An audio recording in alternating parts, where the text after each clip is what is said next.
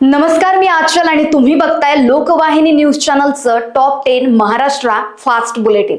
एक नजर टाकूया राज्यभरातील महत्त्वाच्या घडामोडींवर। दिल्ली विस्फोटानंतर महाराष्ट्रात हाय अलर्ट, मुंबईत सुरक्षा कठोर, महत्त्वाच्या स्थळांना घेरा। फडणवीसांचा मोठा निर्णय, ज्योतिर्लिंग मंदिरामध्ये विश्वसनीय सुविधा आणि AI आधारित सुरक्षा प्रणाली।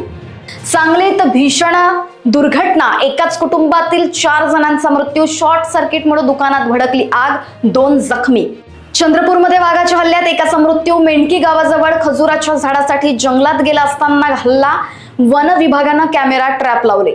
डोंबिवलीत हॉटेलमध्ये किरकोळ वादातून तरुणाची चाकूने हत्या, आकाश भानू सिंगचा मृत्यू, 2 मित्र जखमी, 4 आरोपीवर FIR, अटक नाही।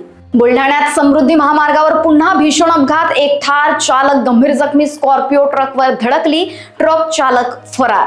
कल्याणच्या चक्कीनाका परिसरात भाषावादाचा काळबेड, मराठीने येणाऱ्या 2 कर्मचाऱ्यांना 4 तरुणांनी केली बेदम मारहाण, खानावळीत तोडफोड, कोळसेवाडी पोलीस तपास करतायत। ओबीसी आरक्षण वाचवण्यासाठी एकजूट व्हा, विरोधकांना मत देऊ नका, प्रकाश आंबेडकरांचं आवाहन।